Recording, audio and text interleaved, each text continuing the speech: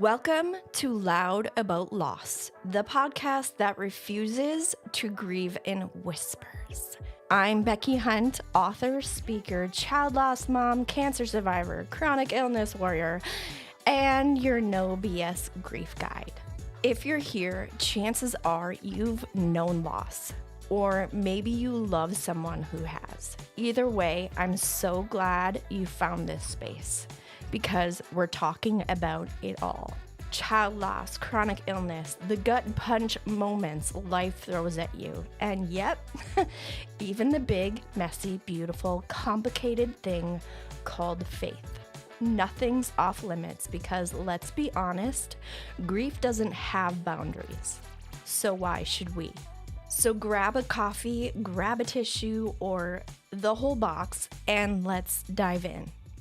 Hey friends, welcome back to Loud About Loss, where we don't whisper about grief, we get loud about it. I'm your host, Becky Hunt, and today's episode is one of the most tender, raw, and personal episodes I've ever recorded. We're talking about those early days, the fog, the ache, the everything feels impossible season after your child dies. If you're there right now, or if you remember being there, I hope this episode feels like a hug from someone who gets it. Today, I'm going to read a letter that I wrote to my past self, the Becky who had just said goodbye to her daughter, Gracie. And I'll share what I wish someone had told me when I was crawling through those first days and weeks and months of grief. This is for any grieving mom who is just trying to breathe. Hey friend, real quick before we jump back into the episode, did you know you can read the first chapter of my memoir, Joy Does Return, right now? Totally free. Yep, it's raw, it's honest, and it's probably not what you're expecting from a book about grief. I'm talking awkward childhood stories, dark humor, and the wild, unexpected moments that shaped the girl I used to be, and the woman I had to become after losing my daughter. If you've ever wondered how the heck joy comes back after everything falls apart, this chapter is where it all begins. So if you're nosy, same. Curious? Always. Or just need a little hope today, go grab it. Links in the show notes to snag your free chapter of Joy Does Return. Trust me, you're gonna laugh, maybe cry, and you might even feel seen. All right, back to the show. I wanted to start this episode with a letter to myself. This felt a little strange to do. I have written letters to my daughter Gracie, who passed away it'll be 13 years this year in October that she's been gone, and she'll be 13 years old in August. And I just can't believe I should have a teenager right now, but I've written letters to her before on her birthday. I've posted them on a Caring Bridge site that I kept while she was alive in the hospital. And I have never myself written a letter to myself. This this is a little strange, but I was kind of playing in ChatGPT and playing around with what should I talk about next in my, next episode, and it suggested writing a letter to myself and reading it aloud. And so I'm like, "Oh, that could be helpful to anyone, newer in their grief, or, to mom that, I don't know. Let's just experiment. Let's try this out." And so I wrote a letter to myself. So this is a letter to my past self, newly, just months after Gracie passed away. This is what I would have wanted to tell myself. Um and I'm hoping that in me writing this letter to myself that it will resonate with moms that have newly lost their children, or it doesn't matter if they live days or weeks or months or years, or if it was a pregnancy loss, an early pregnancy loss, a mid-pregnancy loss, or if it was a stillbirth, or any kind of pregnancy, any kind of child loss, because they were children, whether they were only inside us or on the outside or in our arms. So I'm gonna read this and see where this takes us. So, dear Becky, I know you don't want to hear this right now, but you're doing better than you think. I know your arms are aching for Gracie and everything feels heavy. You're sitting in that quiet house and every silence screams. The rocking chair, the hospital bag, the smell of her blankets that you kept in Tupperwares, her her clothes that are put away in her closet and her dresser drawers that will never be worn. Like it all hurts. You keep replaying that last night with her. The moment you walked away, even though your gut told you not to. I wish I could take that pain from you, but what I need you to know, what future you knows, is that you did everything you could. You loved her. You still love her. And love didn't leave with her body.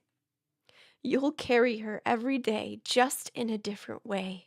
You'll scream in the car. You'll cry in the cake aisle at Michael's. You'll write late at night because the world feels too quiet. That's all okay. It's all normal. And I know that right now it's hard to fall asleep. You hear that constant beeping, the beep, beep, beep that you heard in the hospital room every single day from the monitors, from the alarms, from the medications that the drips and the beeps. And I know you hear that every night that you try to fall asleep, and it's painful and you end up crying yourself to sleep every night. That's going to end. The beeps, they're gonna stop. I promise. And you're gonna be able to sleep again. You're gonna be able to lay on the pillow with dry eyes. Let the grief take you where it needs to. Don't rush to clean up the tears. Don't feel guilty for smiling when it happens, because you're gonna feel guilty. That first time that you laugh in front of people that know that you are sad, that know and see that you are grieving, you're gonna feel instant guilt. But you don't need to. And when you get mad, really mad at God, at the world, at yourself, don't you dare apologize for that either. Because the world is messed up and God knows your heart. He knows what's on your mind. He knows what you're feeling. But He wants you to still bring it to Him. He's grieving with you. It's okay. He understands. One day you'll see a rainbow. You'll get a rainbow too. You'll get a rainbow baby. And you'll feel like when you have that baby, like little tiny pieces of your heart that is broken right now are going to fill in. It's not going to be like it was before, but it's going to fill in. One day you'll hold another baby girl, and your heart will stretch to fit both daughters in it. It won't mean the pain goes away. It just means there's room for more than just pain. You're not broken. You're becoming, with so much love. Me. So let's talk about the first year after loss. I want to take you back to those early days, and I went over this whole story in the very first episode. Episode number 1, we dove right in to the hardest part of my grief and losing my baby girl. And so Gracie died on October 23rd, 2012. And that morning, I walked into the hospital thinking it was just another setback. I walked out a different person that day, and I held her one last time, kissed her cold forehead, and made her a promise that I would never let the world forget her. And then I fell apart. The next few months were a blur. I couldn't physically eat because it was hard, it hurt. There was like this rock like sitting on my chest like constantly all day. I couldn't sleep. My arms felt so empty. I remember standing in my kitchen at 2 a.m. like baking a cake because it was the only place I didn't feel like I was going to explode. The kitchen became my sanctuary. The grief poured into batter and buttercream, and I went back to work too soon. I like got this bakery job, so it was this cakery in Hudson, Wisconsin, and this I shouldn't use words, but this lady hired me to be like the main wedding cake decorator. And so somebody else would bake the cakes, and then I would come in and I would decorate them. I would also like meet with the couple, the bride and groom, and talk about what they wanted, and then I would create it and I would deliver these cakes. And I remember decorating cakes on the daily, and I would hear somebody talking in the front of house. I was back in the kitchen, but I would overhear somebody in the front of house planning their son's birthday cake and this little design that they wanted for a birthday cake, and I would lose it. I would bolt for the bathroom because it was like a one stall kind of thing, and I would bolt for the bathroom and I'd cry. And I'd cry and I cry and I cried and I'd come back out with like blotchy face, like red eyes, and um, and I would just have to get back to work. But this would happen again and again, and sometimes it was so random. Sometimes it was like the song that was playing on the radio in back of house, and uh, I would just lose it, and I kept on. Like, I don't know what the other employees there thought of me, like, always going to the bathroom and spending, like, 5-10 minutes in there. Wow. Um, yeah, who cares? But it was too much. And this was, like, maybe so she passed in October, I got the job in December.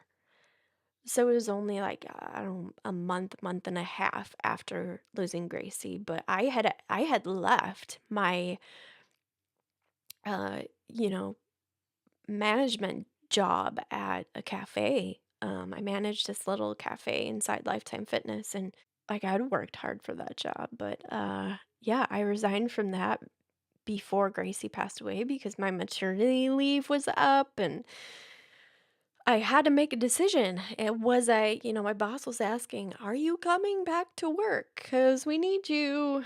Um, and I had decided not to come back. It was a really hard decision to make, but I needed to be with Gracie. I couldn't spend every day away from her.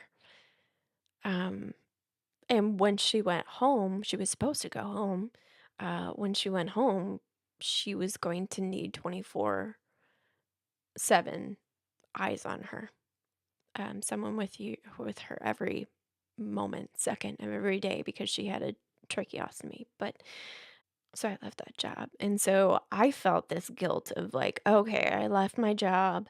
I don't have a baby to care for anymore. Like that reality is gone kaput. Uh so I feel guilty for not working. What am I doing with my life? Like my husband knew I was grieving. He was fine. He said we're going to be fine. You just take your time, but he, also said if you want to go back to work, you can of course go back to work. And so I did, and that's what came of it. I was there for only a few months. I toughed it out. And then, one day while I was folding laundry, this was like in January of 2013. I was putting laundry away in my closet and getting ready for the day, and I just bam, I had this instant like thought, vision in my head that I was making cakes for kids with congenital heart defects and, kids just like Gracie.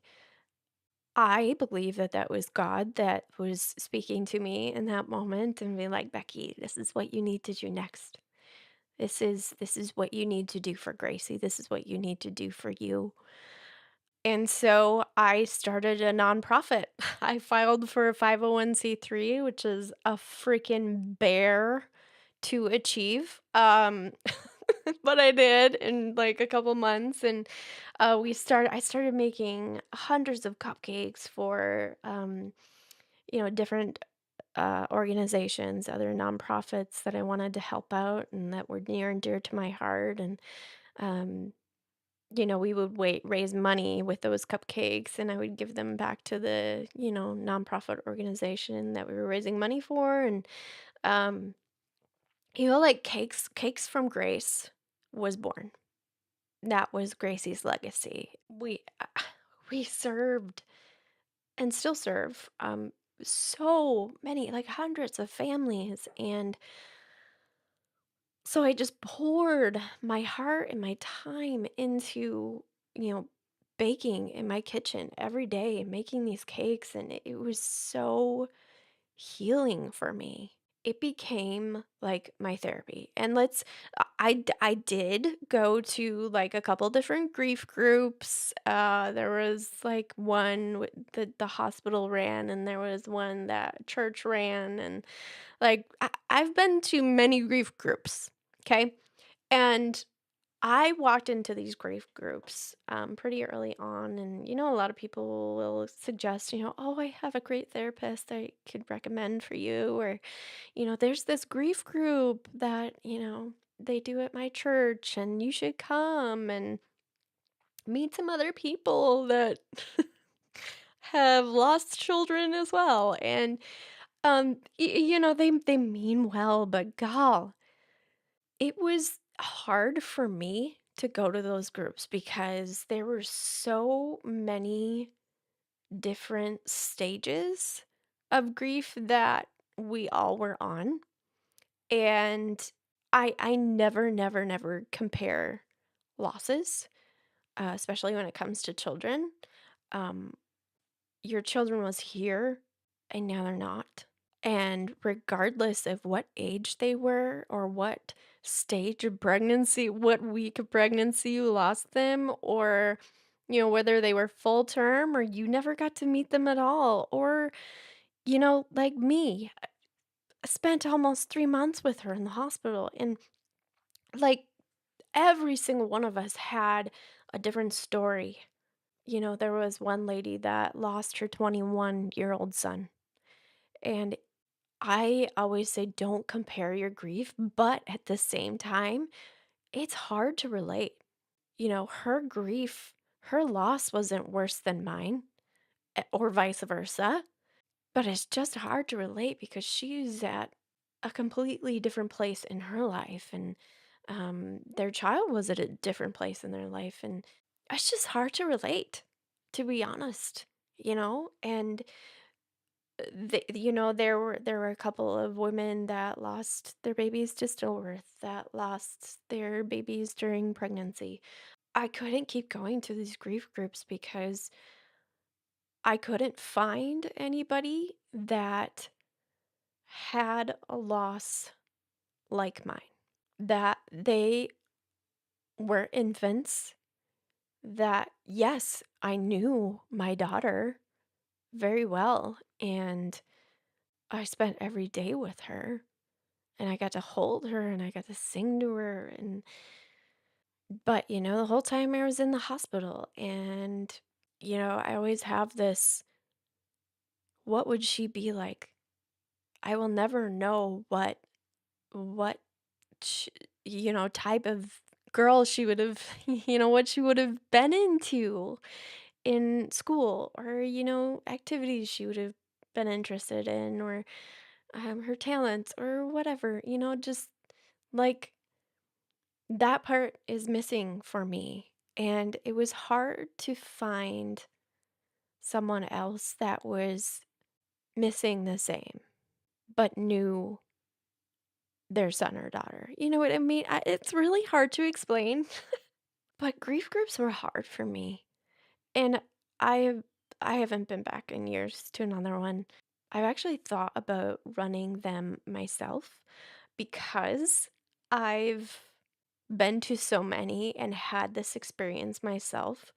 And maybe there could be a way to turn it around and make it work for everyone, especially, moms like me that were feeling what I was feeling. I don't know.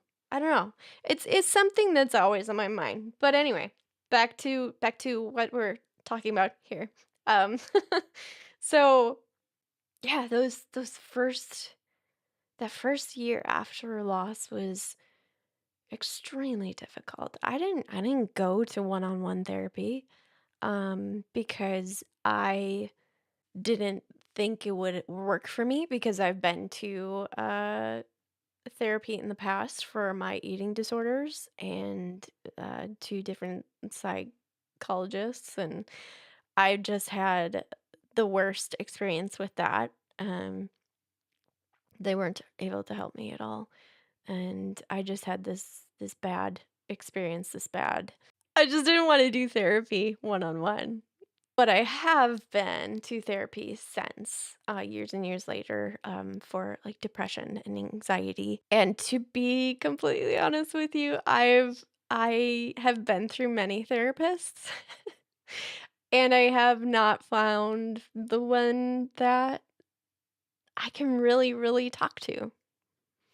And I don't know if that's my problem, or if it's because they haven't lost a child, so it's hard to talk to them about it when you know that they don't understand it, or it just feels like they're reading from a textbook that they kept from college, Like, that's how it felt for me, that's how therapy felt for me, so but I do encourage you to at least try if that's something that you want to do. If you don't have someone in your life that you feel you can't be completely honest and open to, please go. Try the therapy. I wanted to wrap this all up with a couple things that I wish I knew to those going through loss right now, through the first year. It's the absolute hardest, because this is a new normal, one you never imagined, and if you're starting this journey or know someone starting this journey, keep this list of 10 things in front of you as you go through the first year after loss. Number 1, take the time to cry. Yes. Like, for me, I couldn't hide my tears. I couldn't hold them back that first year. Like, when I went back to work right away, I had to remove myself. I couldn't stop the tears, and I remember having my face, into a cake and piping all this buttercream, and I remember, like, fighting back tears again and again and again and again. It was uncomfortable. It was hard. So, like, it's okay to remove yourself from any situation that you're not comfortable in crying. Like, just leave. Just go. You don't owe anyone an explanation, okay?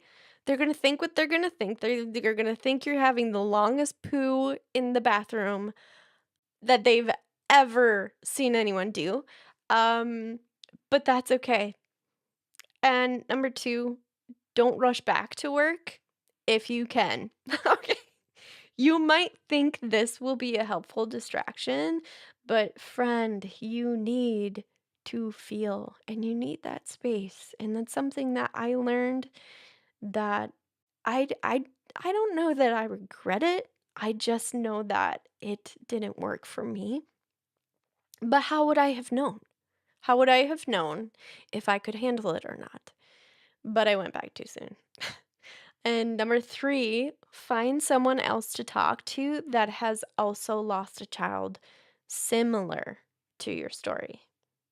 And a good place to find someone is like Instagram and Facebook. I am on Instagram all the time, talking about, you know, being a bereaved mother, talking about my child. And I have found so, so many moms that have lost their children as well, and very similar to what I experienced. You know, they had a NICU baby and they knew them and they held them for months. And um, so we can relate and we can have, we can exchange phone numbers and talk on the phone or text when we need somebody to text with, like, I don't know. I think there's something to social media in finding your people there. And number 4, go to a professional to talk to, like a therapist. If you don't have someone in your direct circle that you can be completely honest and open with, you need to find somebody that will be that for you. Number 5, remember that you don't owe anybody anything, ever. Number 6, people are going to say hurtful things to you without intention, okay? Just remember that they haven't lost a child. That's like 98% of the time, they have not lost a child themselves. And they don't know how that feels. And they might tell you, "Oh, I lost a spouse. I know how you feel. Oh, I lost a pet. I know how you feel." No, just no. Be easy on these people and never take them personally, okay? So I touch on a lot of hurtful things that people say to bereaved mothers. I touch a lot on this on both my YouTube channel and my Instagram, TikTok, all my social medias. And I really like to give you, I like to say, "Oh, this is something that somebody has said to me that was hurtful. Maybe they didn't have intention to hurt me, but this is what I suggest saying back to them, how to respond to it." I think that's really important to have those in your back pocket. So if you need some of those, go check out my Instagram at I'm Becky Hunt or my YouTube channel, Becky Hunt. Number 7, you have permission to celebrate your child. Okay? Yes. Even on their birthdays. Okay, especially on their birthdays, right? So every single year since Gracie's first birthday, she wasn't here with us for her first birthday, but we celebrated her. So myself and my husband and well, the first year I didn't have other kids, but my, brother and his wife and my mom and my dad, we all went up to a place that we actually scattered Gracie's ashes at. And this is in Grand Marais, Minnesota. It's right up on the north shore of Lake Superior, like almost at the tip top of Minnesota on the border of Canada.